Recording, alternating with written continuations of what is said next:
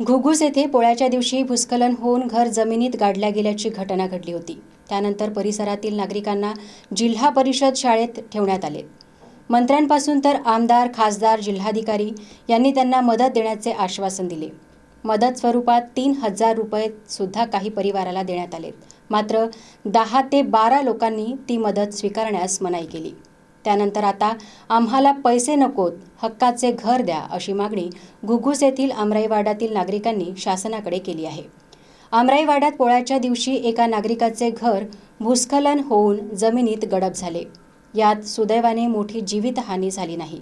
त्यानंतर सुरक्षेच्या दृष्टीने त्या परिवारासह इतर कुटुंबियांना जिल्हा परिषद शाळेत हलवण्यात आले। त्यांच्या जेवणाची सोय नगर परिषद मार्फत करण्यात येत आहे।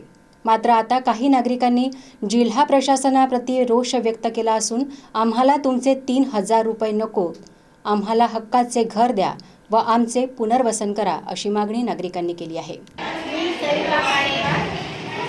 वार्ड नंबर 1 26 तारखेला पोळ्याच्या दिवशी ते घटना झाली। गजानन मडावी यांचे घर गड्ड्यामध्ये गेल्यामुळे दुःखांनी अशा करतात आम्हाला यांनी घराच्या बाहेर काढले की आमच्याबरोबर यांना बी धोका नको अशा करताना आम्हाला जिल्हा परिषद शाळेमध्ये ठेवल्यानंतर आम्हाला 2 दिवसानंतर यांना निर्णय सांगून आम्हाला योजना दिली। 2 दिवस झाले तरी पण आम्हाला काहीच निकाल लागला नाही। आम्हाला शासनाकडून आम्हाला पैसे देण्याची मागणी झाली तर त्यांनी आम्हाला 3000 रुपये नगर परिषदमधून द्यावे हे आम्हाला त्यांना कबूल केले।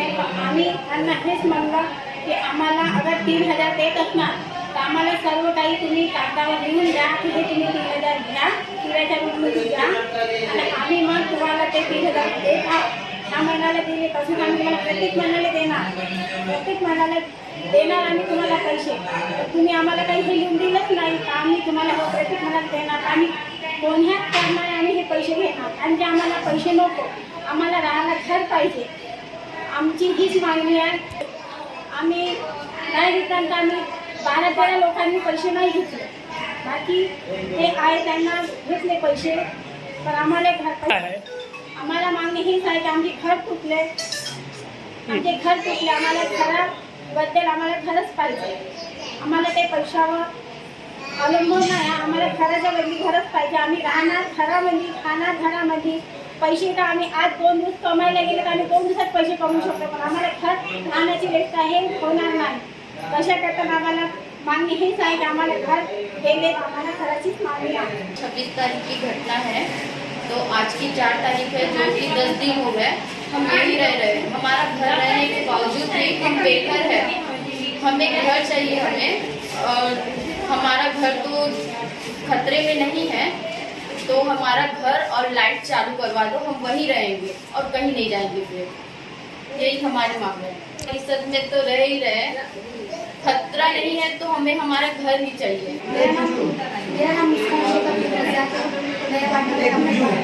वार्ड नंबर 1 में रहने वाली हूँ।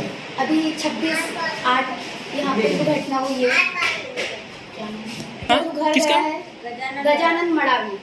इनका घर जाने की वजह से इन्हीं के घर के पास में रहने वाले हम लोग हैं। उनको तो सुविधा मिल गई है पर वो सुविधा हमको नहीं मिल रही है। कुछ दिनों से हम यहाँ पे आके हैं, अभी देखते देखते 10 दिन हो गए।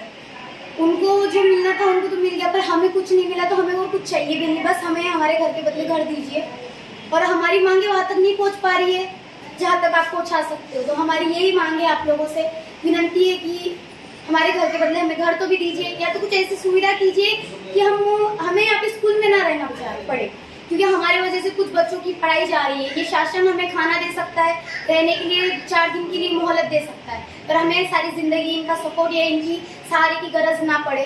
ये हमारी विनंती है आपसे कि हमारा घर हमें मिल जाए, हमें और कुछ नहीं चाहिए।